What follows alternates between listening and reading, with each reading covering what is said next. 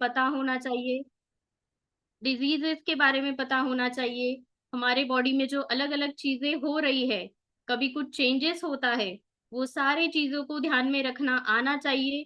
वो सारे चेंजेस को हमें नोट डाउन करना आना चाहिए। और हमारे हेल्थ रिलेटेड अवेयरनेस में हमें बहुत ही जागरूक रहना है। अवेयरनेस सभी को चाहिए रिलेटेड टू हेल्थ और हेल्थ रिलेटेड इश्यूज के लिए। आज का हमारा टॉपिक इसी से रिलेटेड है, हेल्थ अवेयरनेस से रिलेटेड, जो कि आज का टॉपिक मैं लेने वाली हूँ अबाउट फीमेल हेल्थ। महिलाओं के स्वास्थ्य संबंधित आज का टॉपिक रहेगा। मैं अपनी स्लाइड शेयर कर रही हूँ आप सभी के साथ। आई होप मेरी स्लाइड आप सभी को विजिबल हो रही है।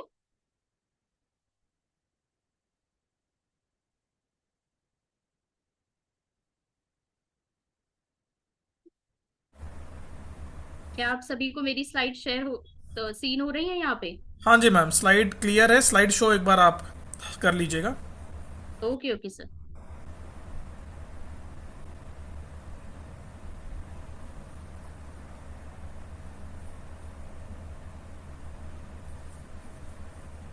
थोड़ा सा इशू आ रहा है सर इसमें, बस एक 2 मिनट का पॉज लेते हैं। स्लाइड शो एक बार चेक कर लीजिएगा। Yes yes yes yes sir.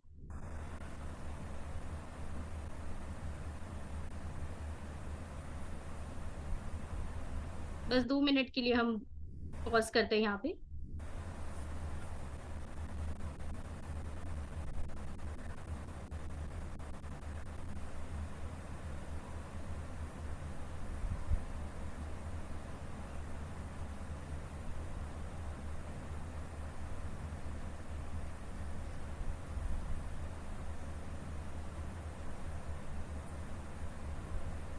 Slide show हो रही है सर अभी? जी मैम, क्लियर है। ओके।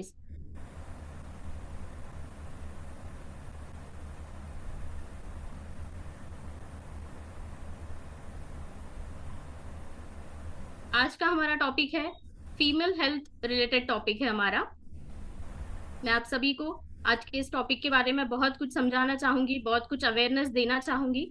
बस मैं एक बार मेरी स्लाइड चेक कर लेती हूँ ताकि ये प्रॉपरली आपको शो हो रहा है या नहीं, मुझे वो दिखना चाहिए। प्रॉपरली आई दिख होप। रहा है मैम, आप स्टार्ट कर सकते हो। कैमरा आपका ऑफ है। ओके ओके सर, मैं ऑन कर लेती हूँ, बस दो आपने मिनट स्लाइड को एंड कर दिया। यस यस यस, मैं चेक कर रही थी सर बस। महिलाओं के स्वास्थ्य के बारे में, क्योंकि आजकल हम देखते हैं हर एक फीमेल को घर का काम और बाहर का काम, दोनों भी काम एडजस्ट करने पड़ते हैं, दोनों भी काम देखने पड़ते हैं। और सभी को बैलेंस करके चलना पड़ता है, यानी कि उन्हें फैमिली, उनका हेल्थ, उनका जॉब, ये सारी चीजों को एक बैलेंस में रखना पड़ता है। तभी जाके उनकी लाइफस्टाइल भी प्रॉपर रहती है और उनका फैमिली का जो बैलेंस होता है वो भी प्रॉपर रहता है। मैं ऐसा मानती हूँ कि female are equal to males, यानी कि जितना काम फीमेल्स करती है उतना ही काम मेल पर्सन भी करते हैं। बट फीमेल के ऊपर, जैसे कि मैं एक फीमेल हूं, तो ऐसा नहीं है कि बस प्रायोरिटाइज मैं फीमेल्स को करूंगी।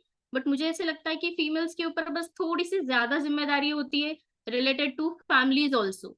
यानी कि उन्हें फैमिली का भी देखना पड़ता है, उन्हें उनके बाहर के कामकाज का भी देखना पड़ता है, बच्चों के हेल्थ के रिलेटेड, बच्चों के स्टडीज के रिलेटेड, ये सारी चीजें उन्हें बैलेंस रखनी पड़ती है ताकि उनके फैमिली में खुशहाली आए, यानी कि उनके फैमिली में हैप्पीनेस रहे, उनके फैमिली मेंबर्स उनसे खुश रहे। जब वो घर से बाहर जाते, ऑफिसेस में भी उनका सारा काम अच्छा होना चाहिए ताकि उनके जो कलीग्स है, उनके जो बॉसेस होते हैं, वो भी उनसे खुश हो जाए उनकी कामों से।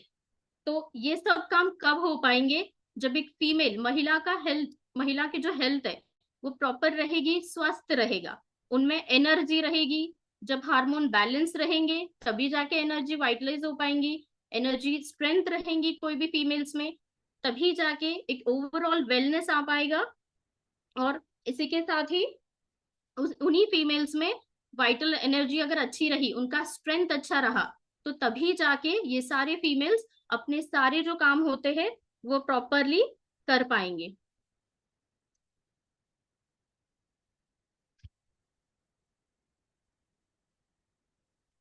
अभी हम ये देखते हैं कि फीमेल हेल्थ, जैसे कि आज मैं कह रही हूँ कि इंपॉर्टेंस ऑफ फीमेल हेल्थ, यानी फीमेल हेल्थ को क्यों हमें प्रायोरिटाइज करना चाहिए, फीमेल हेल्थ क्यों इंपॉर्टेंट है, किस लिए इंपॉर्टेंट है। मैंने एक ग्रॉस इन्फॉर्मेशन तो आपको जैसे दे दिया है, कि फीमेल हेल्थ क्यों इंपॉर्टेंट है। अगर फीमेल स्वस्थ रहेगी, आपके घर की महिलाएं अगर स्वस्थ रहेगी, तो तभी जाके आपके फैमिली का प्रॉपरली बैलेंस रहेगा, आप सब लोग खुश रह पाओगे। चाहे एक फीमेल्स के बहुत सारे रिलेशंस होते हैं घर में, उन्हें माँ का रोल प्ले करना पड़ता है, उन्हें वाइफ का रोल प्ले करना पड़ता है, उन्हें एक बहू का रोल प्ले करना पड़ता है, बहन का रोल प्ले करना पड़ता है। ये सारे रोल्स में अगर फीमेल को फिट बैठना है, फिट रहना है, तो उनकी हेल्थ बहुत ही ज्यादा इंपॉर्टेंट है। फिजिकल स्ट्रेंथ उन फीमेल्स में होनी चाहिए। फिजिकल स्ट्रेंथ यानी कि क्या, मतलब वो घर के हार्ड काम कर रही है यानी स्ट्रेंथ माना जाएगा? ऐसा तो बिल्कुल भी नहीं है। फीमेल की फिजिकल हेल्थ यानी उन्हें जो डेली परफॉर्मेंस जो करते हैं, जो घर में डेली एक्टिविटीज है, घर के बाहर जो फीमेल्स जाती है उनके जो डेली एक्टिविटीज होते हैं, वो सारे एक्टिविटीज, वो सारे डेली परफॉर्मेंस ईज फॉर्म में होने चाहिए। यानी कि एक रूटीन फॉर्म में अच्छे से होना चाहिए। वो सारे जो एक्टिविटीज होते हैं वो प्रॉपरली कैरिड आउट होना चाहिए। तभी जाके एक फीमेल का रोल हर एक फॉर्म में, हर एक एक्टिविटी में, हर एक रोल में प्रॉपरली वो फिट बैठ पाएंगे। मेंटल अवेयरनेस, मेंटल वेल्थ भी बहुत इंपॉर्टेंट होती है फीमेल हेल्थ में। यानी कि फिजिकली तो स्ट्रेंथ होनी ही चाहिए, फिजिकली स्ट्रांग रहेंगे तो हार्ड काम कर पाएंगे, बहुत ही फिजिकल स्ट्रेंथ वाले काम कर पाएंगे। लेकिन मेंटली भी फीमेल की हेल्थ इंपॉर्टेंट रहना बहुत जरूरी है। मेंटली वो स्ट्रांग रहना जरूरी है। यूजुअली हम देखते हैं कि मेल पर्सन में मूड स्विंग्स बहुत कम देखने को मिलते हैं एज कम्पेयर टू फीमेल्स। कुछ कंपैरिजन थोड़ा बहुत कर लेते, जैसे कि अगर ऑफिस में, सर आप जैसे लोगों को अगर कुछ बाहर काम होता है ऑफिस में, बहुत ही कम टाइम ऐसे होता है कि आप जब घर पे आओगे तो शांत बैठ जाओगे, कुछ करोगे नहीं, कुछ एक्ट नहीं करोगे। बट इसी का देख लो, अगर हम फीमेल्स कहीं मार्केट में जाते, कोई चीजें मिलती नहीं है, कोई चीजें मन जैसी होती नहीं है, तुरंत मूड स्विंग्स हो जाते हैं, तुरंत चिड़चिड़ापन हो जाता है, इमोशनली ब्रेकडाउन हो जाता है हमारा। हमें ऐसे लगता है फीमेल्स को कि नहीं आज मेरे मन जैसी चीज हुई नहीं है, इमोशनल वीकनेस आ जाता है, मेंटली हम स्ट्रेस ले लेते, और मूड स्विंग्स बहुत जल्दी चेंजेस हो जाते हैं, मूड्स में चेंजेस आ जाते हैं। ये सारे चेंजेस हमें प्रिवेंट करने, ये सारी चीजों से हमें दूर रहना है, ये सारी चीजों से अवेयरनेस करके, खुद को अवेयर करके इसमें सुधारना लाना है हमें। कुछ चीजों को, कुछ डिजीजेस को हमें प्रिवेंट करना है। फीमेल हेल्थ रिलेटेड बहुत सारे इश्यूज है, बहुत सारे डिजीजेस है जो आजकल हम देखते हैं। पहले की हम बहुत कॉमनली देखते हैं पीसीओएस, पीसीओडी, पीसीओएस जो रेगुलर हम कहते हैं कि सिस्टिक ओवरीज है, पीसीओडी है किसी पेशेंट को, थायराइड डिसऑर्डर्स है। बहुत कॉमन जो देखा जाता है फीमेल्स में एनीमिया, यानी कि उनका ब्लड कम होता है, एचबी लेवल जो कम हो जाता है फीमेल्स का। तो वो क्यों हो रहा है, ये सारी चीजों को हमें आज सीखना है, ये क्यों हो रहा है, कैसे हो रहा है, और इन्हें हमें प्रिवेंट कैसे करना है। अगर एक वुमेन हेल्दी हो तो वो हेल्दी लाइफ जी पाएगी। अगर वुमेन हेल्थ ही ना हो, वुमेन की अगर हेल्दी लाइफस्टाइल ना हो, तो हेल्दी लाइफ नहीं जी पाएंगे, और हेल्दी उनका फैमिली भी नहीं रहेगा। एक फीमेल डिस्टर्ब हो जाए तो पूरा फैमिली डिस्टर्ब हो जाता है। फीमेल हेल्थ चैलेंजेस जैसे हम देखते हैं कि आज हम बहुत बार देखते हैं हमारे आस पड़ोस में, बाहर के लोग जाकर हम बाहर देखते हैं, हर एक घर में कोई ना कोई फीमेल में ओबेसिटी दिखाई देता है। हम कहते हैं कि ये इनका मोटापा ज्यादा बढ़ गया है, इन्हें घुटनों की बीमारी है, इन्हें थकावट ज्यादा आती है, फटीगनेस होता है। क्यों हो रहा है ये फीमेल्स में, मतलब हमारे यहाँ के इंडिया के जो फीमेल्स है इनमें बहुत कॉमन देखा जा रहा है कि जॉइंट पेन है, अर्थराइटिस है, घुटनों का दर्द है, नीचे नहीं बैठ पाते। क्यों ये सारी चीजें हम फेस कर रहे हैं आज? जैसे कि आप सब लोग देख रहे हैं, आपके घर में अगर कोई पेशेंट होगा, बाजू बाजू में कोई पेशेंट होगा, आप देखते हो कि लोगों का खाने का जो लाइफस्टाइल होता है, रहने का लाइफस्टाइल जो होता है, वो चेंज हो चुका है। स्पेसिफिकली हम लोग जंक फूड बहुत खा लेते हैं, बाहर की चीजों का बहुत क्रेज हो चुका है लोगों में, बाहर की चीजें खाना है, फास्ट फूड खाना है, वीकली वंस और ट्वाइस हम फास्ट फूड खाते ही है बाहर का। इनमें हमें जो न्यूट्रिएंट्स मिलना चाहिए, जो कि आयरन, कैल्शियम, प्रोटीन्स, ये सारी चीजें जो एक फीमेल हेल्थ के लिए या फिर सभी के लिए जो जरूरी होती है, ये नहीं मिलती है उन सारे चीजों से। और आजकल हम देखते हैं बाहर जब हम ऑफिस में जाते हैं फीमेल्स, तो बहुत एक स्टाइल स्टेटमेंट हो चुका है सभी का, बाहर से थक कर आते हैं, घर में आने के बाद इतना प्रॉपरली वो खाना नहीं बना पाते, वो बाहर कुछ खा लेते, घर पे भी रेगुलर उनका डाइट बैलेंस नहीं होता है। जो मैं हमेशा कहती हूँ आप सभी से कि डाइट बैलेंस होना चाहिए, उसमें प्रॉपर फॉर्म में, एडिक्वेट फॉर्म में आपको प्रोटीन्स, कैल्शियम, मिनरल्स, विटामिन, ये सारे मिलने चाहिए। लेकिन अगर प्रॉपरली खाना नहीं बनेगा, इनटेक नहीं होगा, तो न्यूट्रिशनल डेफिशिएंसी आएगी। अनहेल्दी डाइट अगर हम खाते हैं, अनहेल्दी डाइट अगर हम लेते हैं, तो इन सारी चीजों से हमें बहुत सी डिजीज उसका सामना करना पड़ेगा। जैसे कि मैं कह रही हूँ पीसीओडी पीसीओएस, ये क्यों होता है? पीसीओडी को हम एक डिजीज नहीं कह सकते, पीसीओडी एक ओवरऑल सिम्टम है। मेरे पास बहुत सारे अभी रिपोर्ट्स आते हैं जो मैं आज रेगुलर देखती हूँ। तो बहुत सारे पेशेंट्स में ऐसे होता है, 17-18 ईयर्स का आप मुझे रिपोर्ट्स भेजते हो फीमेल्स का, जिनमें पीसीओडी पीसीओएस के सिम्टम्स दिखाई देते हैं। तो वो सिम्टम्स किस तरह हम डायग्नोस करते हैं? कभी कभी पीरियड्स इम्बैलेंस होता है, पीरियड साइकिल्स का ये हो जाता है, उन्हें मिसमैच हो जाती है पीरियड साइकिल। किसी में ओबेसिटी होता है विथ थायराइड डिसऑर्डर। तो पीसीओडी, अब तक जैसे आपको पता होगा कि पीसीओडी में पीरियड्स रिलेटेड कुछ होता है, तो इन्हें हम और थोड़ा सा डेप्थ में समझेंगे। PCOD is not a disease, it is a form of symptoms, मतलब it is a group of symptom. बहुत सारे सिम्टम्स मिलके फिर पीसी जाता है पेशेंट को। और सिम्टम्स क्या क्या है? कभी कभी पेशेंट का थायराइड बढ़ जाएगा, वजन बढ़ जाएगा या कम हो जाएगा, पीरियड साइकिल इरेगुलर रहेगा, उनका हार्मोन इम्बैलेंस बहुत हो जाएगा, एनीमिक पेशेंट दिखेंगे आपको। स्पेशली ये जब फीमेल्स देखते हो आप, तो इन सारे फीमेल्स में आपको एचबी लेवल बहुत डाउन साइड दिखेगा। तो ये बहुत ही अवेयरनेस करने की चीज है हमारे सबके लिए, कि अगर किसी का एचबी बहुत लो है, इनटेक कम है, उन्हें हार्मोन इम्बैलेंस कुछ हो रहा है, तो ये सारी चीजें हमें फीमेल्स पेशेंट में नोट डाउन करनी चाहिए। हमारे घर के जो फीमेल्स है, हमारी घर की महिलाएं जो है, उन सभी में ये सारे हमें सिम्टम्स नोट डाउन करना है और इन सारी चीजों को होने से भी बचाना है। अगर हमारे घर में किसी को ऐसा है नहीं, तो हम इसे प्रिवेंट कर सकते हैं कि पीसीओडी पीसीओएस ना हो हमें। कैसे प्रिवेंट कर पाएंगे? जो बहुत सारे रीजन में से एक रीजन होता है स्ट्रेस। पेशेंट को हमेशा स्ट्रेस होता है। ये सारे पेशेंट जब आप देखते हो पीसीओडी पीसीओडी रिलेटेड, तो ये सारे लोग अंडर स्ट्रेस होते हैं। इनका बहुत ही लाइफस्टाइल जो होता है वो पुअर होता है, प्रॉपर नहीं होता है लाइफस्टाइल। लाइफस्टाइल में हम कहते हैं कि एडिक्वेट नींद होनी चाहिए, खाना प्रॉपर होना चाहिए, और एक माहौल, जैसे कहते हैं हम कि एक खुशी भरा माहौल चाहिए। मेंटली, जो मैंने अभी थोड़ी देर पहले आपको कहा है कि मेंटली भी आपको हेल्दी रहना बहुत जरूरी होता है, स्ट्रेस फ्री रहना है, ताकि आपको फटीगनेस ना महसूस हो, आपको थकावट ना महसूस हो। अगर कभी कभी ऐसे होता है हम फिजिकली कुछ मेहनत कर लो, तो इतनी थकावट महसूस नहीं होती जितना मेंटल स्ट्रेस से हम थकावट महसूस करते।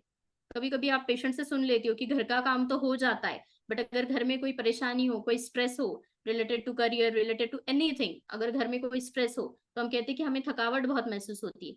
ये सारे पेशेंट्स को आपको प्रॉपरली नोट डाउन करना है, ये सारी फीमेल्स को आपको देखना है प्रॉपरली कि स्ट्रेस ना हो, इनको पीसीओडी पीसीओडी रिलेटेड जो सिम्टम्स है वो दूर हो जाने चाहिए। ये सारे हेल्थ चैलेंजेस को हमें आजकल बहुत नोट डाउन करना चाहिए। इरेगुलर जो साइकिल हो रहा है, कंसीव होने में जो प्रॉब्लम हो रहा है सभी को, इनफर्टिलिटी जो हो रही है, ये वही रीजन है कि पेशेंट या फिर जो हम कहते हैं कि महिलाएं अपने स्वास्थ्य की ओर ध्यान नहीं देते, हार्मोन रेगुलेट नहीं हो रहे हैं इनके, इसीलिए इन्हें ये सारी चीजों का सामना करना पड़ रहा है।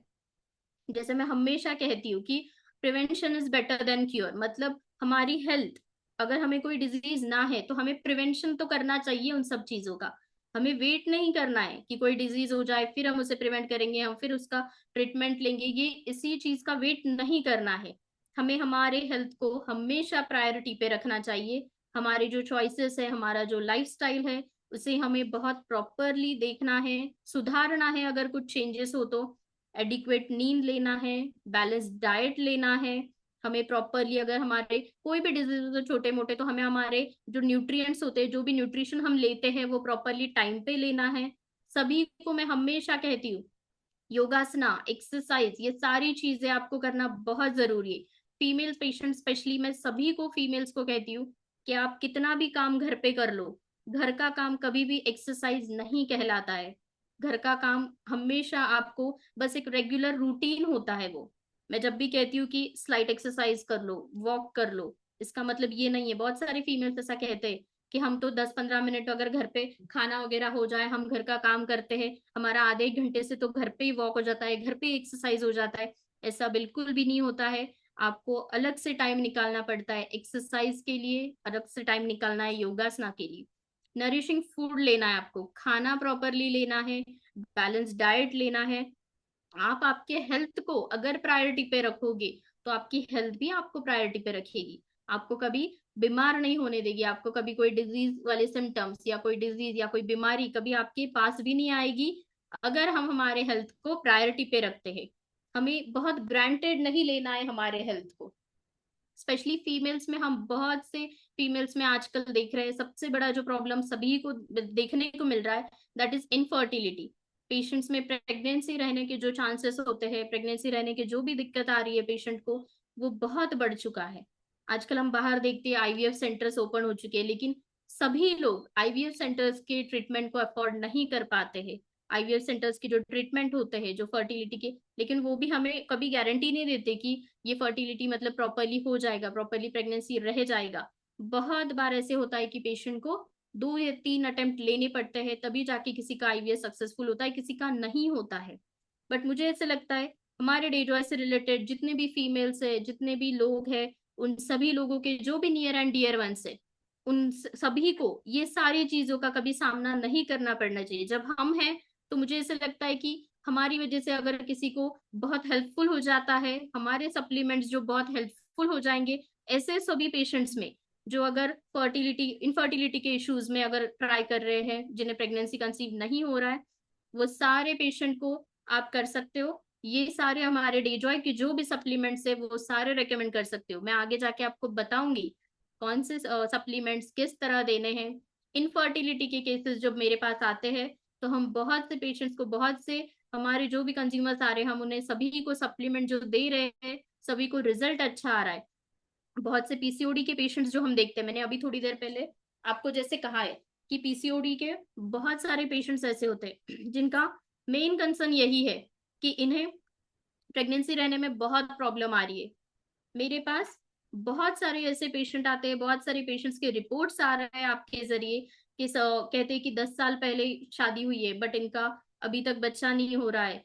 कि कोई कोई कहता है कि 10 साल पहले अगर शादी हुई है तो फिर पीसीओडी तब तो था नहीं, अब पीसीओडी हो चुका है। इन सारी चीजों को कैसे टैकल करना है, आज हम एक शॉर्ट में फर्टिलिटी प्रोसीजर समझेंगे। मैं फर्टिलिटी प्रोसीजर मेरे हिसाब से मैं आपको एक समझाने की कोशिश करूंगी कि किस तरह फर्टिलिटी प्रोसीजर होता है, किस तरह हमारा reproductive system, female reproductive system काम करता है। बहुत ग्रॉस में स्टडी करेंगे फीमेल रिप्रोडक्टिव सिस्टम। पे देख पा रहे हो एक पिक्चर आपको दिख रहा है, मैं आपको इसके पार्ट्स समझा देती हूँ कि पार्ट्स कैसे कैसे। मेन इज द यूटेरस, जिसे कि हम रेगुलर लैंग्वेज में बच्चेदानी कहते हैं। बच्चेदानी में ही प्रेगनेंसी अगर जब रहती है तो बच्चेदानी में प्रेगनेंसी होल्ड करने की स्ट्रेंथ होती है। हमारा जो भी हार्मोन प्रोडक्शन होता है, जो भी फर्टिलाइजेशन होता है, बच्चा रहने वाली जो पूरी प्रोसेस होती है, वो सारी यूटेरस के जरिए, और इस प्रोडक्ट आपको जो दिख रहा है ये सारे रिप्रोडक्टिव सिस्टम के जो पार्ट्स है, ये सारों का रोल होता है एक प्रॉपर फर्टिलाइजेशन में। ऊपर आप देख पा रहे हो it is called as uterus, uterus का पार्ट है।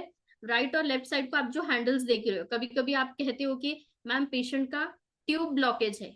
आप बहुत जन रिलेट कर पा रहे होंगे इससे कि पेशेंट का ट्यूब ब्लॉकेज है, इसीलिए इनको प्रेगनेंसी रह नहीं पा रही, ऐसा डॉक्टर कह रहे हैं। ये वही ट्यूब्स होते हैं फैलोपियन ट्यूब्स, जो राइट और लेफ्ट साइड को आपको ऐसे दिख रहे हैं राउंड शेप में, दैट इज फैलोपियन ट्यूब्स। और उसका पार्ट होता है फिम्ब्रियज, दैट आर द फिम्ब्रियज, जो कि प्रोटेक्ट करते हैं, जो कि होल्ड करते हैं ओवरीज को। राइट एंड लेफ्ट ओवरीज आपको दिख रहे हैं राइट और लेफ्ट साइड को, वो राइट और लेफ्ट ओवरीज को होल्ड करने का काम आपके फालोपियन ट्यूब्स और फिम्ब्रियस करते हैं। नेक्स्ट इज एंडोमेट्रियम लाइनिंग, यानी यूटेरस की जो लाइनिंग होती है, यूजुअली जब पीरियड्स होते हैं किसी भी फीमेल्स को, जब पीरियड्स होते हैं तो तब एंडोमेट्रियम लाइन जो होती है, आपको जो यूटेराइन लाइनिंग दिख रही है, लाइनिंग शेड ऑफ होकर फिर ब्लीडिंग होती है। हम जो कहते हैं कि ब्लीडिंग हो रही है, तो वो एग्जैक्टली होता है एंडोमेट्रियम का पार्ट, यानी it is a part of the body, it is a organ, ये एक पार्ट है हमारे बॉडी का। यूटेरस की जो लाइनिंग होती है वो शेड ऑफ होती है थ्रू सर्विक्स। नीचे जब आओगे cervix, last is the vagina, जहां से यूरिनरी प्रोसीजर, जहां से मेनली रिप्रोडक्टिव सिस्टम का जो मेन पार्ट हम कहते हैं vagina, it is the main part of the reproductive system. ये सारे एक ग्रॉस मैंने आपको ये बता दिए कि ये सारे पार्ट्स हैं हमारे रिप्रोडक्टिव सिस्टम के। मैंने कहा है आपको फर्टिलिटी इनफर्टिलिटी। फर्टिलिटी यानी जो कि एबिलिटी होती है किसी भी फीमेल पेशेंट की, फीमेल्स की जो एबिलिटी होती है, not a patient, it is a female, किसी भी फीमेल की कंसीव करने की जो प्रॉपर्टी होती है, कंसीव करने की जो एबिलिटी होती है, बच्चा बियर करने की, बच्चा को जन्म देने की जो एबिलिटी होती है, थ्रू रिप्रोडक्टिव के जरिए जो प्रोसीजर प्रॉपरली होता है उससे हम फर्टिलिटी कहते हैं। यानी कि कोई भी फीमेल जब भी किसी बच्चे को जन्म देने के काबिल हो जाती है, हार्मोन बैलेंस होकर, जो कि पीरियड साइकिल जब 18th ईयर के हो जाते हैं, तब से हम उन्हें कहते हैं कि दिस फीमेल और this female is good for fertile, good for fertility. यानी कि ये पेशेंट अच्छा है, ये पेशेंट, ये लड़की, ये फीमेल पर्सन जो है that can give the child, यानी कि उनका फर्टिलिटी प्रोसीजर में कभी कोई दिक्कत नहीं आएगा जब उन्हें पीरियड साइकिल शुरू हो जाते हैं। That is fertility. इनफर्टिलिटी इसका अपोजिट होता है। जब भी किसी फीमेल पेशेंट को पीरियड साइकिल तो रेगुलर आते हैं, बट उनका जो बच्चेदानी का जो होल्ड ऑन होता है, बच्चेदानी की जो उनकी जो एक्टिविटीज होती है, जो प्रॉपर्टीज होती है बच्चेदानी की, वो प्रॉपरली फुलफिल नहीं हो पा रही है, उनके ओवरीज होल्ड नहीं कर पा रहे हैं। इसी को हम कहते हैं कि इनफर्टिलिटी प्रोसीजर। कभी ना कभी इनफर्टिलिटी दिखता है ये पेशेंट में, यानी कि पीरियड साइकिल रेगुलर है, रेगुलर प्रोसीजर पूरा हो जाता है, बट स्पर्म होल्ड करने का काउंट कभी कभी कम हो जाता है ड्यू टू स्पर्म काउंट, या फिर कभी कभी फीमेल्स में ही, जब हम कहते हैं कि फीमेल्स में कुछ तो दिक्कत है, तो फैलोपियन ट्यूब्स ब्लॉक निकलेंगे, या फिर ओवरीज में कुछ तो दिक्कत आएगी, तभी जाके इनफर्टिलिटी हो जाता है किसी भी महिला में।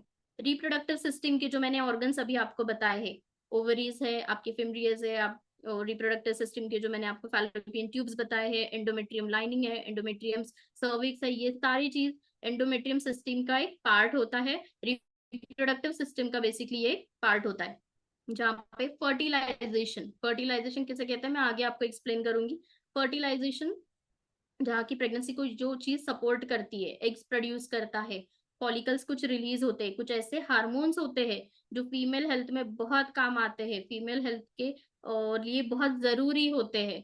रेगुलरली हम देखते हैं हमेशा कि हम कहते हैं पीसीओडी रिलेटेड कोई पेशेंट्स को पीसीओडी हुआ है, बस पीसीओडी है, आप सिम्टम्स सुनते हो पेशेंट्स के, लेकिन जब पीसीओडी का बैकग्राउंड हम देखते हैं तो हम कहते हैं कि हेयर भी लॉस हो रहा है, किसी किसी को हेयर फॉल हो रहा है, एक्नेज हो रहे हैं। ये सारी चीजें क्यों होती है? कहीं ना कहीं कुछ तो हार्मोनल इम्बैलेंस है। हमेशा जब मैं कहती हूँ कि हार्मोनल इम्बैलेंस है, हार्मोन्स आते कहाँ से, ये हार्मोन्स प्रोड्यूस कहाँ होते हैं, हार्मोन रेगुलेशन कौन करता है? हमारे ब्रेन से पूरे बॉडी का जो कंडक्शन चलता है, ब्रेन का जो पार्ट होता है हाइपोथैलेमस, वहां से कुछ हार्मोन्स निकलते हैं। पिट्यूटरी ग्लैंड जो होता है, हमारी बॉडी का पिट्यूटरी ग्लैंड जो होता है, that pituitary gland secretes some hormones, वो कुछ हार्मोन सीक्रेट करते हैं। हमारे ओवरीज से कुछ हार्मोन सीक्रेट होते हैं। ये सारे हार्मोन्स कहाँ कहाँ पे काम आते हैं? मेंस्ट्रुअल साइकिल में, ओव्यूलेशन में। ओव्यूलेशन यानी जब भी स्पर्म ओवरीज तक पहुंचते हैं, वहां पे जाके जो फर्टिलाइजेशन प्रोसीजर होता है, वहां पे जो होल्ड ऑन का प्रोसीजर होता है, उसे हम ओव्यूलेशन कहते हैं। ओव्यूलेशन 7 to 8 डे पे स्टार्ट हो जाता है, ऑलमोस्ट उसका धीरे धीरे स्टार्ट, पीरियड्स के 7 to 8 डे से ऑलमोस्ट धीरे धीरे करना स्टार्ट हो जाता है। और फिर जाके फर्टिलिटी, अगर बच्चा प्रॉपरली होल्ड ऑन हो जाता है, ओवरीज से स्पर्म प्रॉपरली मिल जाते हैं, तो वहां पे ओव्यूलेशन प्रोसीजर होके फर्टिलाइजेशन हो जाता है। ओवरीज स्पर्म को जब प्रॉपरली मिल जाएंगे, तब जाके फर्टिलाइजेशन होगा। लेकिन ये और प्रेगनेंसी रह जाएगा। ये सारे प्रोसीजर को कैरिड आउट होने के लिए कुछ हार्मोन्स मदद करते। जो हार्मोन्स है, हाइपोथैलेमस यानी ब्रेन के पार्ट से जो निकल के आता है, gonadotropin release hormone, gonadotropin hormones that is releasing from the brain, या आपके ब्रेन के पास से आते। पिट्यूटरी ग्लैंड जो दो हार्मोन सिक्रेट करता है, एफएसएच, एलएच। नेक्स्ट है ओवरीज, ओवरीज हमारे ईस्ट्रोजन और प्रोजेस्टेरॉन, ये दो हार्मोन सिक्रेट करते। ये सारे हार्मोन्स अगर बैलेंस रहे, तभी जाके पेशेंट में फर्टिलिटी प्रोसीजर होती है, तभी जाके पेशेंट को प्रेगनेंसी होल्ड ऑन हो पाती है। आई होप आपको मैं जो कह रही हूँ, मैं जो बता रही हूँ, वो आपको थोड़ा बहुत समझ में आ रहा है, जो कि मैं प्रोसीजर अभी आपको बता रही थी कि प्रेगनेंसी किस तरह रहती है। अब मैं ये कहना चाहूंगी कि मैं बहुत बार पेशेंट से कहती हूँ, मैं बहुत बार आप लोगों से कहती हूँ कि अगर किसी को इनफर्टिलिटी की प्रॉब्लम है, तो हम पेशेंट की कोई कोई जांच करवाते। मैं हमेशा लिख के देती हूँ कि आप पेशेंट का एक बार सोनोग्राफी करवा लीजिए। एफएसएच, एलएच हार्मोन्स भी हम पेशेंट्स के बहुत बार कहते हैं कि चेक करना है। ये क्यों चेक करना है? कभी कभी फर्टिलिटी रहने में, मतलब प्रेगनेंसी रहने में, एफएसएच हार्मोन्स अगर कम हो जाते हैं, एलएच हार्मोन्स कम हो जाते हैं, या फिर ईस्ट्रोजन प्रोजेस्टेरॉन भी अगर कम हो जाएगा, तो तब भी जाके पेशेंट को इनफर्टिलिटी की समस्या हो सकती है।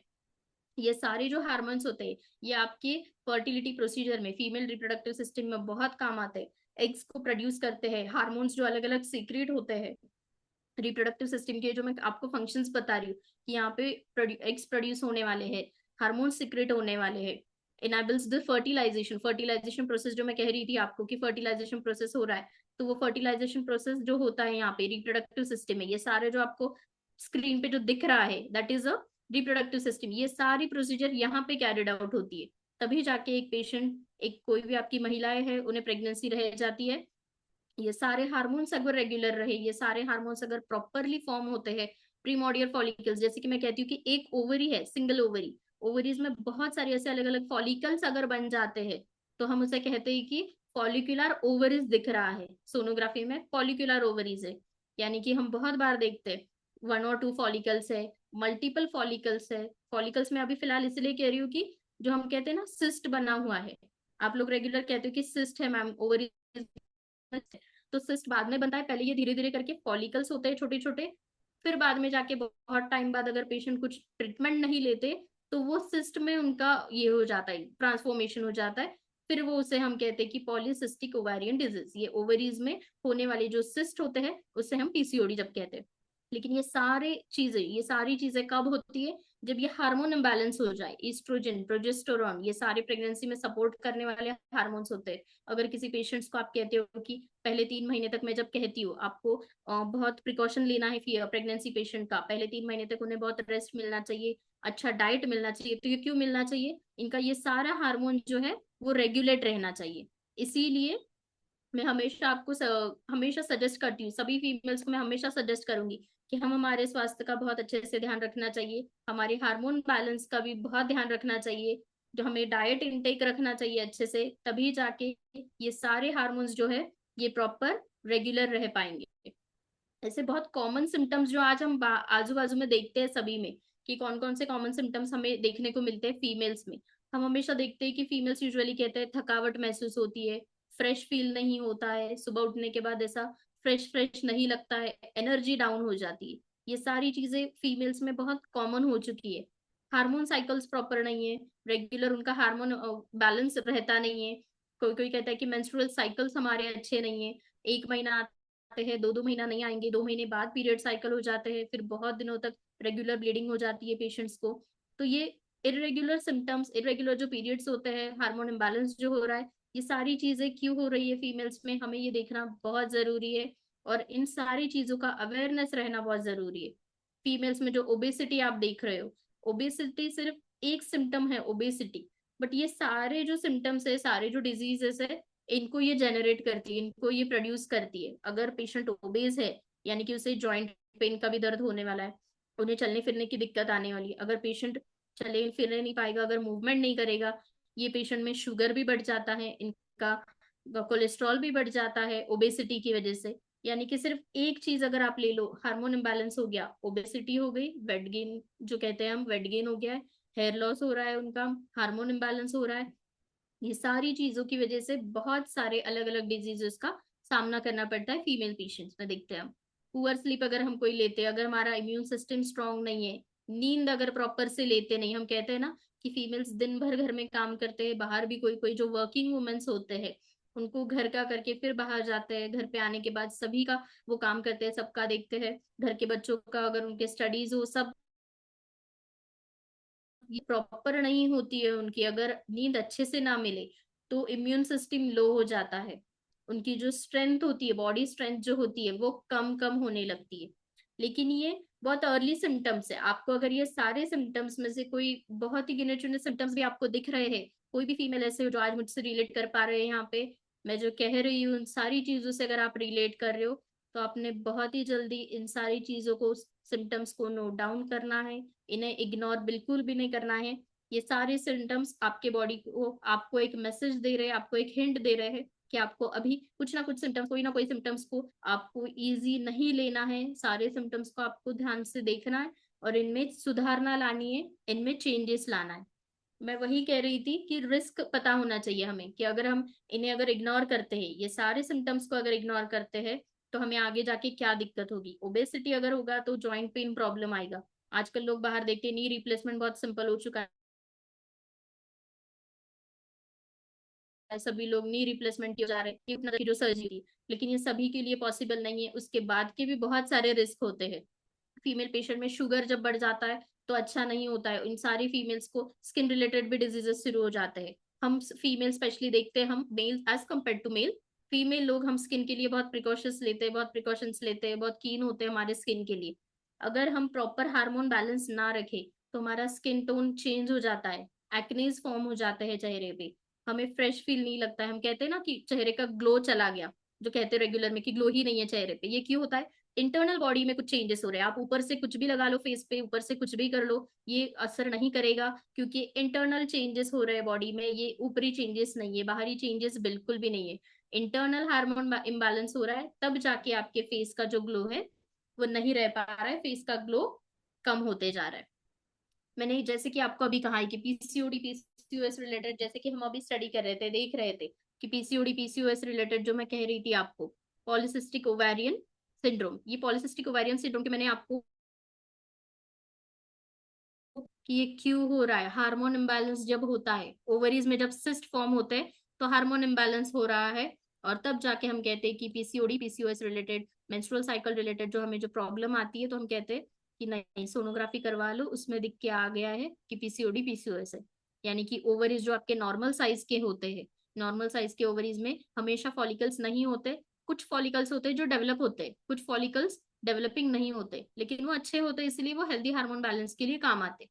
तो वो ओवरीज के फॉलिकल्स अच्छे होते हैं, इसीलिए हम उसे नहीं काउंट कर पाएंगे। लेकिन जब हम देखते हैं कि हमारे ओवरीज में मल्टीपल फॉलिकल्स दिखते हैं, मल्टीपल अंडर डेवलप फॉलिकल्स होते हैं, यानी कि छोटे छोटे जो सिस्ट कहते हैं, ये अगर बन जाते हैं, हमारे ओवरीज का साइज बदल बदल जाता है, बढ़ जाता है।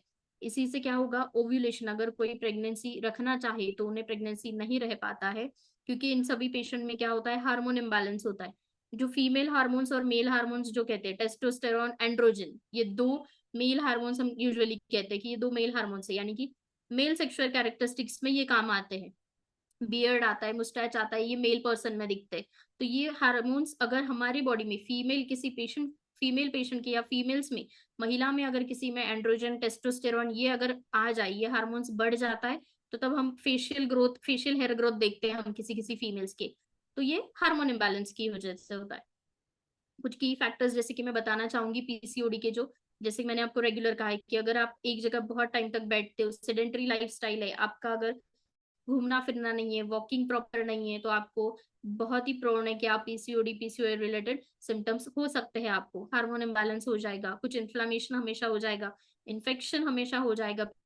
फिर किसी महिलाओं को अगर आप कहते हो कि स्वस्थ नहीं लग रहा है, हमेशा वीकनेस फील होता है, ये सारे जो कॉमन सिम्टम्स मैं कह रही हूँ कि पीरियड्स रेगुलर नहीं है। फीमेल्स में मैं हमेशा बताती हूँ, फीमेल्स में पीरियड साइकिल रेगुलर रहना रहना it is a healthy sign, ये हमेशा एक हेल्दी फीमेल का साइन होता है कि उनके पीरियड साइकिल रेगुलर है। अगर ये नहीं है रेगुलर, तो हम कहते हैं कि वो फीमेल इतनी हेल्दी नहीं है, यानी कि उन्हें कहीं ना कहीं अंडरलाइन कोई ना कोई डिजीज हो सकता है। कॉमन सिम्टम पीसीओडी पीसीओएस के मैं आपको बताना चाहूंगी, हेयर फॉल होता है, वेट गेन होता है ये पेशेंट में, एक्सेस हेयर ग्रोथ कभी कभी हो जाता है। हेयर ग्रोथ कब होता है, जब मेल हार्मोन्स बढ़ जाते हैं, एंड्रोजन एंड टेस्टोस्टेरॉन, तब जाके उनमें ये होता है। पेशेंट को मेन चीज होता है, कंसीव नहीं कर पाते, बच्चा नहीं हो जाता, नहीं होता है उनको। स्किन का जो कलर होता है वो स्किन टोन चेंज होता है, मूड स्विंग्स होते हैं पेशेंट्स में, पीरियड्स साइकिल्स अच्छा नहीं होता है, रेगुलर नहीं होता है, मिस पीरियड्स होते हैं, इनमें इरेगुलरिटी देखते हैं हम। मेनोरेजिया देखते हैं, यानी कि बहुत हैवी ब्लीडिंग होती है कभी कभी। किसी पेशेंट में हम देखते हैं कि मेनोरेजिया नहीं होता है, लेकिन उन्हें पेन, सिर्फ ब्लीडिंग कम होती है लेकिन पेन ज्यादा होता है। ये अलग अलग सिम्टम्स है, सभी पेशेंट में ये सारे सिम्टम नहीं मिलेंगे, हर एक अलग पेशेंट में अलग अलग सिम्टम्स आपको मिलेंगे। ये सारे इवेल्युएट करना है, रूल रूल आउट कैसे करना है आपने, एक तो पेशेंट का साइकिल्स पूछना है प्रॉपर है कैसा है, दूसरी चीज आपको कुछ टेस्ट करवानी है पेशेंट्स को, तब जाके पता चलता है। And third thing is ultrasound, ultrasound यानी सोनोग्राफी पे तो आपको क्लियर पता चल जाएगा कि पेशेंट को पीसीओडी है या नहीं है। पीसीओडी से रिलेटेड जब मैं आप कह रही हूँ कि हार्मोन इम्बैलेंस होता है, पॉसिबल कॉम्प्लिकेशंस आप देख लो पेशेंट में। इनफर्टिलिटी का सबसे मेन चीज है, अगर पीसीओडी है किसी को इनफर्टिलिटी होता है। Next thing is type 2 diabetes होता है, ब्लड प्रेशर कभी कभी पेशेंट का बढ़ जाता है, डिप्रेशन एंजाइटी होता है, मेटाबॉलिक डिसऑर्डर्स अलग अलग देखने को मिलते हैं, नींद नहीं आती है पेशेंट में। ये सारी चीजें पीसीओडी का एक, हम कहते हैं कि अलग अलग, मैंने जैसे आपको कहा है कि पीसीओडी एक डिजीज नहीं है, it is a collectively collection of symptoms. ये सारे जो बता रही हूँ मैं, ये सिम्टम्स है, ये कलेक्शन ऑफ सिम्टम्स है, तब जाके किसी को ये सिंड्रोम है। ये पीसीओडी रिलेटेड जो चीजें हो रही है, ये सारे कलेक्शन है आपके अलग अलग सिम्टम्स का। इसे थोड़ा मैनेज कैसे करोगे? अगर हम देख पाएंगे कि अब हमें पता तो चल गया है ये सारे सिम्टम है, इससे मैनेज करना है, बट कैसे करना है? प्रॉपर वेट मैनेजमेंट होना चाहिए, हेल्दी डाइट होना चाहिए, सेडेंट्री लाइफस्टाइल नहीं होना चाहिए, रेगुलर एक्सरसाइज आपको करना बहुत जरूरी है, स्ट्रेस मैनेजमेंट रखना है, और नींद अच्छे से होनी चाहिए आपकी। नींद जितनी अच्छी होगी उतना आपका स्वास्थ्य अच्छा रहेगा, उतना अपनी हेल्थ अच्छी रहेगी। अर्ली डायग्नोसिस बहुत जरूरी है। अगर हम देखते हैं कि अगर पीसीओडी पीसीओएस के सिम्टम्स को इग्नोर किया कर दिया जाए, या ये सारे सिम्टम्स को हमें नहीं पता है कि पीसीओडी है या नहीं, बट अगर हम इसे ये सिम्टम को इग्नोर कर देते हैं तो ये अच्छी चीज नहीं है, क्योंकि आगे जाके बहुत सी चीजों का मतलब एक मल्टीपल, जैसे हम कह रहे हैं कि अभी मल्टीपल सिम्टम्स है, बट ये मल्टीपल डिजीज में कन्वर्ट हो जाता है अगर सिम्टम्स जल्दी हम क्योर ना करें तो। किन सारी चीजों में, किन सारे फीमेल्स में हमें ये ज्यादा देखने को मिलता है? फीमेल अबव, हम देखते हैं कि अगर फीमेल्स 30-35 के अबव भी होते हैं, उन सारे फीमेल्स को भी दिखता है, लेकिन बहुत कम होता है। लेकिन हम 20 एज के बाद देखते हैं कि 20 एज के बाद बहुत सारे फीमेल्स को ये सारी दिक्कतें, पीसीओडी रिलेटेड दिक्कतें या फीमेल हेल्थ रिलेटेड जो भी डिजीजेस है वो सारे बहुत जल्दी हो जाते हैं। किसी को अगर फैमिली हिस्ट्री हो, किसी की अगर शुगर की हिस्ट्री हो, जब कहते हैं कि डायबिटीज है किसी को, किसी का अगर फैमिली हिस्ट्री ऐसा हो, तो उन सारी फीमेल्स को होता है। ओवरवेट फीमेल्स में हो जाता है, ओबेसिटी में हो जाता है। कोई फीमेल्स जो बहुत स्ट्रेस में हो, हमेशा स्ट्रेस में रहते हैं, वो सारी फीमेल्स को होगा। हार्मोनल इम्बैलेंस की जो कंडीशन होती है पेशेंट्स की, उन सारी फीमेल्स में भी हो जाएगा कि अगर हार्मोन इम्बैलेंस बहुत फ्रिक्वेंट है आपको। सिडेंट्री लाइफस्टाइल, अगर ऑफिस गोइंग फीमेल्स है, जो बाहर जाते हैं, ऑफिस में जाते हैं, 8-8 घंटे बाहर काम करते, घर पे आने के बाद उनका प्रॉपर एक्सरसाइज नहीं है, सुबह उठने के बाद एक्सरसाइज नहीं है, ये सारी फीमेल्स में आपको ये सारी दिक्कतें, ये सारे सिम्टम्स आपको देखने को मिलेंगे। लेकिन मैं ये कहती हूँ कि अगर ये सारे सिम्टम्स किसी को किसी में देखने को मिलते हैं, तो हमारे डे जॉय में ऐसे सप्लीमेंट्स है जो ये सारे सिम्टम्स को कम कर देंगे, जो सारे सिम्टम्स को आपको दूर रखेंगे, या फिर आपको एक प्रॉपर बैलेंस हार्मोन, आपके हार्मोन बैलेंस करने का जो काम करेंगे। ये सारे हमारे पास जो भी सप्लीमेंट्स है, ये सारे उन सारे डिजीजेस में, वो सारे सिम्टम्स में आपको हेल्पफुल हो जाएंगे, जो कि अभी हमने डिस्कस किए हैं।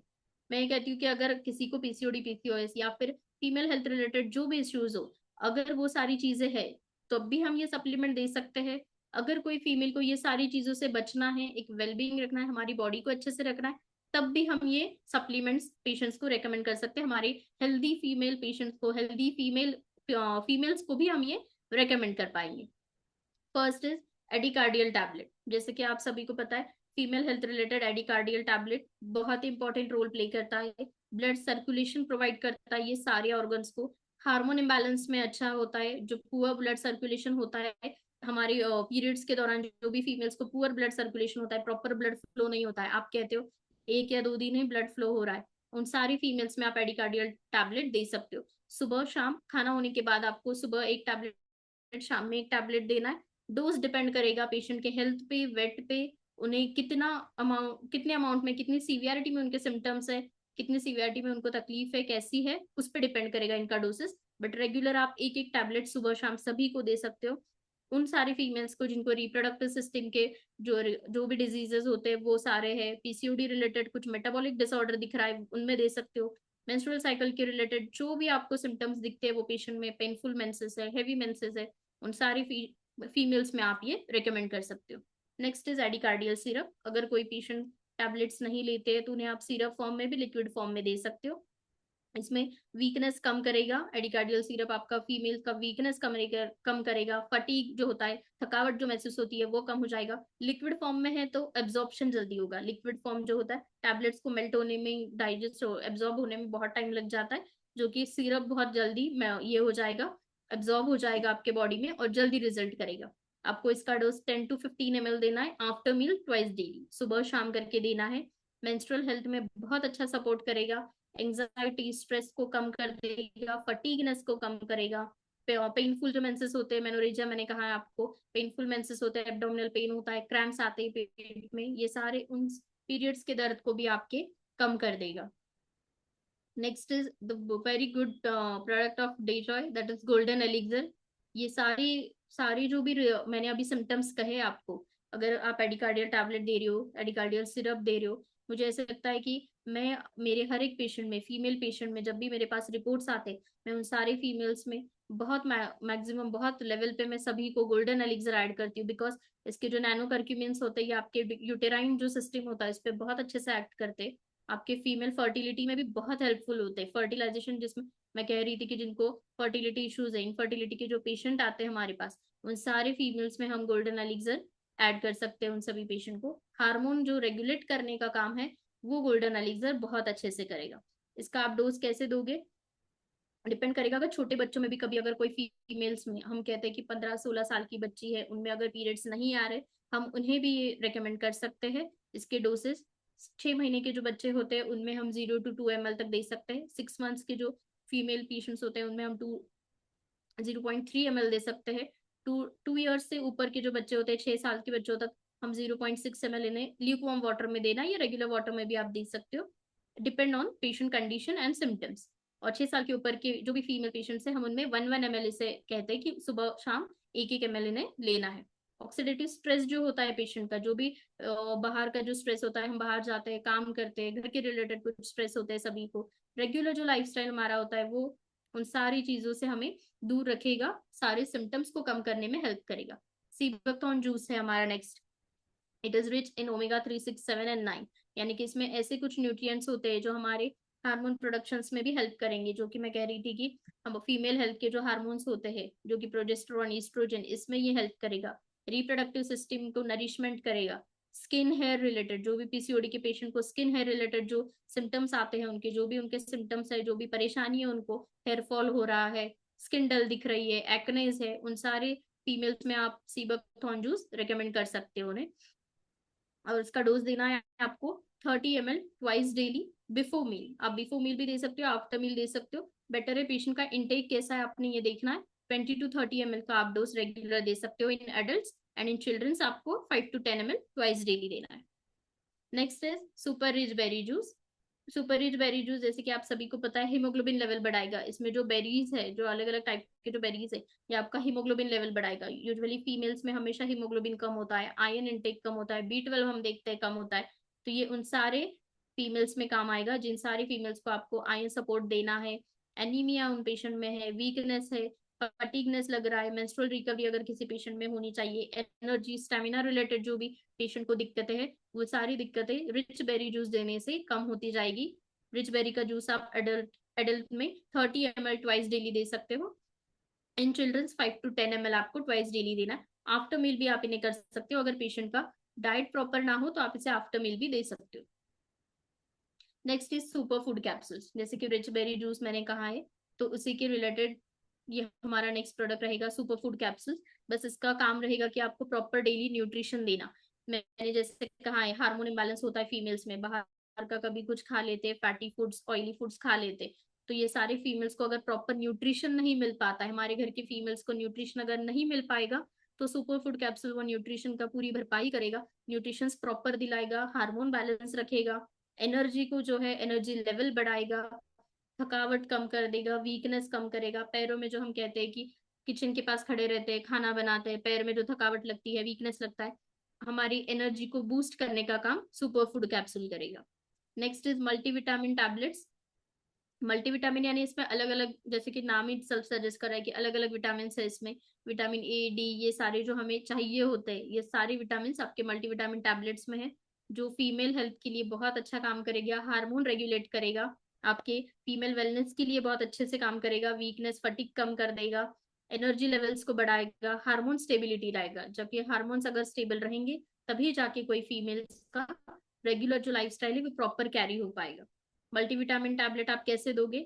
सुबह और शाम एक एक टैबलेट देना है। जैसे कि मैंने सुपर फूड का भी कहा है आपको, सुपर फूड कैप्सूल्स भी आप सुबह और शाम एक एक कैप्सूल दे सकते हो आफ्टर डिनर एंड जो सुबह का खाना होता है उसके बाद और रात का खाना होने के बाद। सुपर फूड कैप्सूल्स भी आपको वैसे ही देना है और मल्टीविटामिन टैबलेट्स भी सेम वैसे ही देना है, बट डाइट प्रॉपर होना चाहिए, खाना अच्छे से चाहिए।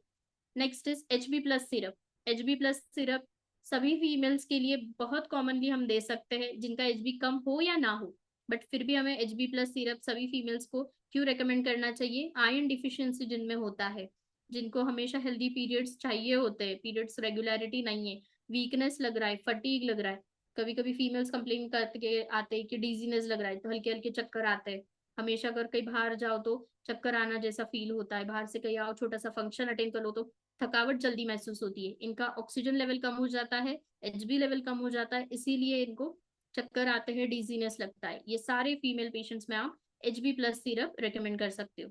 10 to 15 ml इसका डोज होता है, सुबह शाम खाना होने के बाद में आप दे सकते हो। रेकमेंड कॉम्बिनेशन, जैसे कि हम देखते हैं कि फीमेल को अगर प्राइमरी सप्लीमेंट देना है, कुछ हुआ नहीं है इन्हें लेकिन रेगुलर हम एक सप्लीमेंट देना चाहे तो एडिकार्डियल टैबलेट के साथ सिरप देना है आपको। ये दोनों चीजों आपके हार्मोन इम्बैलेंस पे भी काम करेगा, मेंस्ट्रुअल साइकिल इरेगुलरिटी में भी काम करेगा। अगर हार्मोन इम्बैलेंस में आपको देना है किसी पीसीओडी पीसीओएस पेशेंट में, तो आप उन्हें एडिकार्डियल टैबलेट, एडिकार्डियल सिरप दे सकते हो, गोल्डन एलिक्सिर ड्रॉप दे सकते हो, sea buckthorn juice with superfood capsule, यानी कि एक मल्टीविटामिन ऐड होना चाहिए। वीकनेस अगर किसी पेशेंट में है, थकावट लगती है, फटीग लगता है, उनमें आप मल्टीविटामिन टैबलेट दे सकते हो, एचबी प्लस सिरप दे सकते हो, रिच बेरी के साथ आप उनको ऐड कर सकते हो। फूड हैबिट्स जो है, सिर्फ सप्लीमेंट्स पे ही ना डिपेंड होते हुए हमें हमारे फूड हैबिट्स, जो हेल्दी फूड हैबिट्स, मैं हमेशा कहती हूँ ईट हेल्दी डाइट, आपको डाइट अच्छा लेना है, प्रॉपर न्यूट्रिशियस डाइट लेना है आपको, प्रोटीन वाले सभी दाल पल्सेस जो होते हैं हमारे घर में, जो दाल्स होते हैं अलग अलग कलर के, जो ज्वारी बाजरी हम जो कहते हैं कि ये सारी चीजें हमें खाना चाहिए। ये सारे हमारे गट हेल्थ के लिए अच्छे होते हैं। होल ग्रेन्स हमें लेना चाहिए, प्रोटीन, जो पल्सेस दाल्स होते हैं, नट्स होते हैं, ये सारे डेयरी प्रोडक्ट्स जो होते हैं, ये सारे प्रोडक्ट हमें हमारे खाने में इनटेक हमेशा रहना चाहिए। हाइड्रेटेड, जो सबसे मेन चीज है कि अगर जो हमारे बॉडी में जो टॉक्सिन्स होते हैं वो बाहर निकलने चाहिए, तो हमारा हाइड्रेशन प्रॉपर रहना जरूरी है, वाटर इनटेक रहना हमारे बॉडी में बहुत जरूरी है। नेक्स्ट थिंग इज हमें कौन सी चीजें अवॉइड करनी है। अब जैसे मैंने कहा है कि ये सारी चीजें तो आपको खानी है, लेकिन अवॉइड क्या करना है, बाहर की चीजें अवॉइड करना है। सिंपल लैंग्वेज में आपका हो तो पैक फूड नहीं खाना है, प्रोसेस फूड नहीं खाना है, ज्यादा शुगर वाली चीजें नहीं खाना है, ज्यादा सॉल्ट वाली चीजें नहीं खाना है। आपके अगर वेट में बहुत ज्यादा बड़ा बड़ा है, किसी का वेट ज्यादा बड़ा है, उनमें शुगर इंटेक बहुत कम करना चाहिए। अगर कोई पेशेंट अल्कोहलिक है, अल्कोहल कंजम्पशन या जो भी बाहर की जो पैक फूड वाली पैक ड्रिंक्स आती है, वो सारी चीजें अवॉइड करनी चाहिए। रिफाइंड कार्ब्स नहीं लेना चाहिए, एक्सेस फैट्स नहीं लेना चाहिए जो कि हमारे मेटाबॉलिज्म को स्लो कर देता है। हमें बाहर के फैटी फूड्स, ऑयली फूड्स नहीं खाना चाहिए, और घर का भी खाना हमें कम ऑयल में बनाना चाहिए, कम फैटी फूड्स हमें इंटेक करना चाहिए। Next thing is lifestyle step. मैं को बताना चाहूंगी कि लाइफस्टाइल कैसा होना चाहिए कोई भी फीमेल का। फिजिकली एक्टिव होना चाहिए हमें, 30 to 40 मिनट्स का रेगुलर एक्सरसाइज, मैं सभी को कहती हूँ हमेशा कि आपको 30 to 45 मिनट्स रेगुलर एक्सरसाइज करना है, योगासना करना है, एडिक्वेट स्लीप लेना है। आपको ईयरली 2 बार हेल्थ चेकअप तो बहुत कंपलसरी कर लेना चाहिए। मैं हमेशा आपको यही सजेशन दूंगी, एक हेल्दी लाइफस्टाइल हमेशा एक स्वस्थ महिला के लिए जरूरी है। हेल्दी लाइफस्टाइल अगर रहेगा तो तभी एक हेल्दी वुमेन आपके घर में रहेगी। बाहर भी आप जब भी देखते हो किसी के घर में, जब आप देखते हो एक अगर वुमेन अगर हेल्दी है, वुमेन अगर स्ट्रांग है, तभी जाके उनका फैमिली पूरा बैलेंस होता है। सभी का फैमिली का जो संतुलन होता है एक फीमेल के हाथ में होता है। ऑब्वियसली मेल के हाथ में तो होता ही है, बट आप सभी लोग जब बाहर जाते हैं, बाहर आप आपका अर्निंग करते हैं, तो एक फीमेल का घर में रहना, अगर जब वो घर पे रहते हैं, जो हाउस होल्ड फीमेल्स जो होती है, हाउस वाइफ जो फीमेल होती है, उन पे बहुत बड़ी जिम्मेदारी आती है, घर की सारी चीजों को देखना, बाहर की चीजों को भी देखना, सब मैनेज करना। अगर आपकी घर की महिलाएं स्वस्थ है तो आपका लाइफस्टाइल भी अच्छा है, आप सभी के फैमिली में, आप सभी के घर में खुशियां भी अच्छी रहेगी। अगर एक घर की फीमेल हेल्दी है तो सबकी लाइफ भी हेल्दी है, ये मैं मानती हूँ। और ये सब आप सभी के साथ भी रहना चाहिए कि आप सभी के नियर एंड डियर वन जो भी फीमेल्स है वो सारे हेल्दी रहे, स्ट्रांग रहे। आई होप आज का जो भी मैंने आपको एक्सप्लेन किया है, जो भी मैंने आज का ये सेशन लिया है, आप सभी को समझ में आया हो। आई होप आपको आज का ये सेशन अच्छा भी लगा हो। बहुत यूजफुल इंफॉर्मेशन आपको दी है आज मैंने। ये सारी इंफॉर्मेशन आप सभी को डे टू डे इसमें सभी को काम आएगी। जो भी पेशेंट्स आपसे जुड़ते हैं, जो भी फीमेल्स आपसे जुड़ते हैं, आप सभी को उनको हर चीज एक्सप्लेन करने में भी बहुत हेल्पफुल रहेगा, ऐसा मैं समझती हूँ। Thank you so much for today session. आपकी कोई क्वेश्चनरीज हो तो आप मुझे पूछ सकते हो।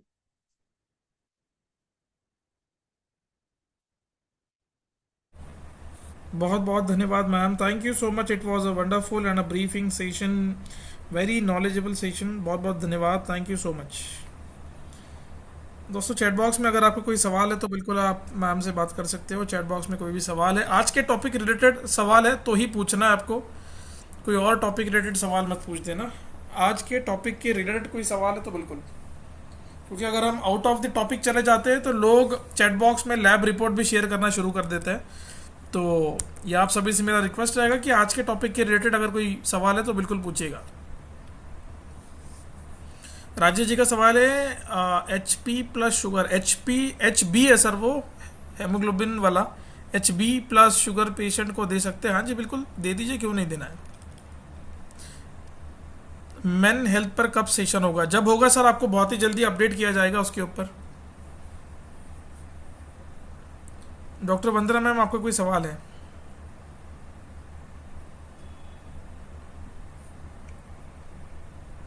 Yes sir. नमस्ते मैम। मैम मेरा ये सवाल है कि वाइट डिस्चार्ज का प्रॉब्लम हो और हेयर फॉल का प्रॉब्लम है, तो हम उसके लिए हमारी कौन सी प्रोडक्ट सजेस्ट कर सकते हैं?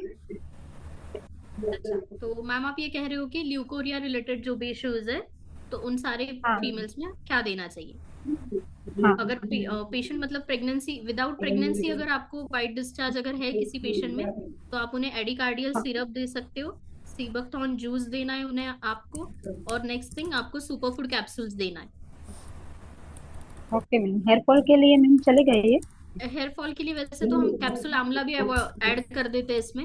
हेयर फॉल ये क्यों हो रहा हाँ। है? अगर ल्यूकोरिया है, हेयर फॉल है, तो कहीं ना जैसे मैंने कहा है अभी, कि हार्मोन इम्बैलेंस कहीं ना कहीं कुछ तो है।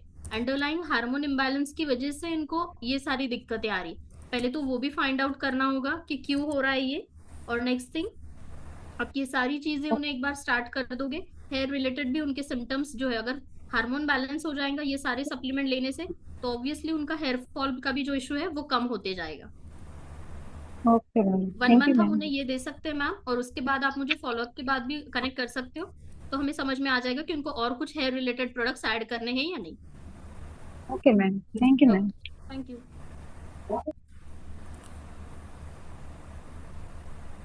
अविनाश जी आपका सवाल है। हेलो सर, मेरा सवाल है सर, जो बच्चा हुआ है उसके बाद ब्लड कम है उसको हम एच बी प्लस दे सकते हैं? H B sir? Yes sir, दे सकते हैं। आफ्टर डिलीवरी ऑल्सो आप HB+ सिरप दे सकते हो। अगर वो फीमेल को 1 महीना हो चुका है, 1 महीने के बाद आपने देना है डिलीवरी के, और वो भी डोज उसका 5 5 ml आपको सुबह शाम रखना है। क्योंकि छोटा बच्चा जब लैक्टेटिंग मदर होती है, तो उनको कुछ दिक्कत नहीं आनी चाहिए, उन्हें मोशंस डायरिया ऐसा कुछ होना नहीं चाहिए, इसलिए हम इसका डोज कम करते हैं लैक्टेटिंग वुमेन में। 5 5 ml आप दे सकते हेलो मैम, और एक बात बताना चाहता हूँ मैं। हैं। जी सर। आज एक फोटो भेजा था मैम, पाइल्स के, वो ठीक हो जाएगा मेडिसिन देने में? आप जो लिख के भेजा है। जी सर, हो जाएगा। कैसे है ना, वो स्ट्रक्चरल डिफेक्ट हो चुका है सर वो पेशेंट को पाइल्स में, तो थोड़ा बहुत ओके। टाइम लग जाएगा। इसीलिए उनको सर्जरी भी रेकमेंड किया है, लेकिन उन्होंने बहुत लंबा समय लगा दिया है हमारे तक पहुंचने में, हमारे सप्लीमेंट्स लेने में। तो अब उन्हें थोड़ा टाइम लग जाएगा, लेकिन ऑब्वियसली ये सिम्टम्स जो है, आपने जो मुझे फोटो भेजा है, वो धीरे धीरे करके कम होते जाएगा। Okay, thank you ma'am.